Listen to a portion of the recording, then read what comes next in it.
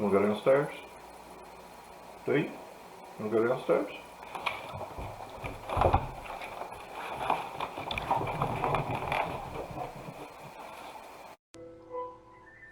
Hi everybody, Elliot here, Lazy Dogs Records, and I'm entering David and Erin Newton's competition, their little contest for St. Patrick's Day called Erin Go Bragh.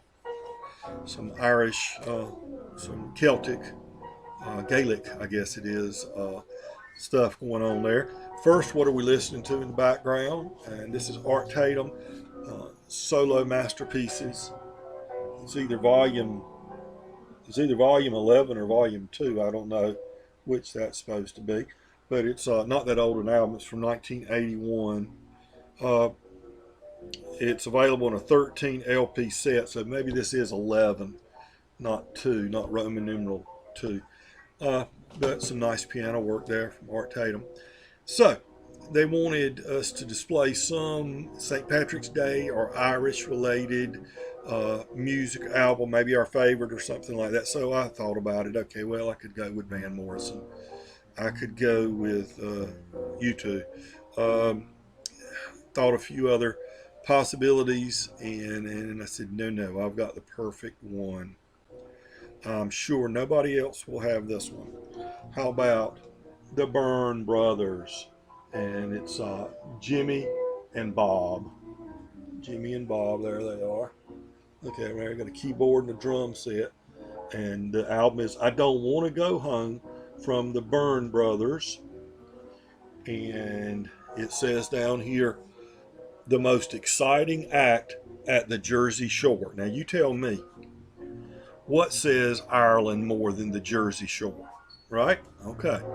So I came across this album at a charity thrift down on the coast of North Carolina among, just random stuff. And whenever I see something that just looks quirky or interesting or something, when you're paying 50 cents or $1 for a record, I'll jump on to stuff like this. And what my guess is, down on the coast of North Carolina, a whole lot of people from New York and New Jersey and other areas in the Northeast retired down on the North Carolina coast. And my guess is some retirees came down with this album and a bunch of other albums, and eventually they cleaned down a closet and donated their albums to this charity. And so it ended up in my hands. So you can see how Irish it is. Look, it's got, 4-leaf clovers. It's green and white and everything. And these were the most exciting act on the Jersey Shore sometime after 1965. Don't know exactly when, but from the looks of things, somewhere between 66 and 70, I'd say probably. But the older brother, and this is what I've picked up, the older brother, Jimmy, bought a club called what was it called? The Keynote Lounge. And his younger brother, Bob, was in grad school in D.C., I believe it was, at Catholic University in drama, getting his master's. And during the summer, he would come down from school or up from school, and they had this duo that would play at the club that Jimmy had bought, the Keynote. And according to this record, they were just people lined up for blocks to get in this place to hear them do a combination of Irish tunes and American tunes.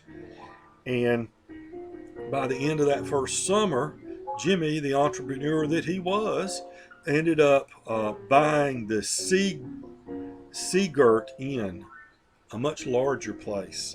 At the end of the summer, he bought it. He renovated it during the winter, and then Bob came back up from grad school at the beginning of the summer, and they started filling that place up, just like they had the much smaller place before.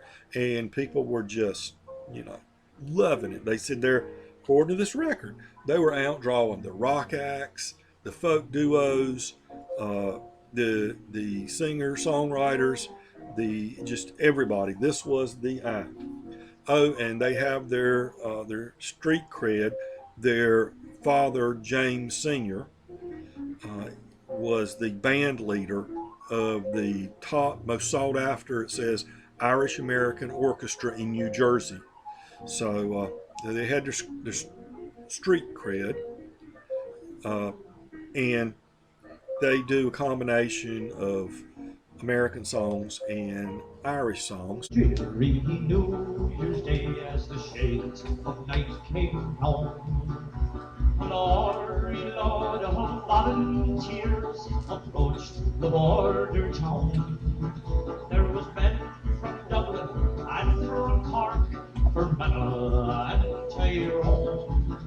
But the leader was a Limerick man, shot south of Garryowen. They pulled along the street up to the barracks door. They scorned the danger they would tease, the fate that lay in store. They were fighting for old Ireland's cause to claim their very home. And the foremost of that gallant band was south of Garryowen. The Irish songs include Irish Eyes, Irish Soldier, The Wild Colonial Boy, I'll Take You Home Again, Catherine, and they do American songs like Alabama Jubilee, Bill Bailey, Cotton Fields, Lazy River. It's actually I wouldn't say it's a pretty good album, but it's an interesting album. Interesting take on Irish music. So that's my entrance into the contest. Look forward to see others, and I guarantee you, nobody else is familiar with the Byrne brothers. I bet nobody will use this one in the contest anyway. Any of you guys and gals up in New Jersey, and I know we've got a lot of VC members in that area, have you ever heard of these guys? This would have been in the starting in about 1965 is when they bought that first club. So this would probably be, like I said, mid to late 60s when these guys were around.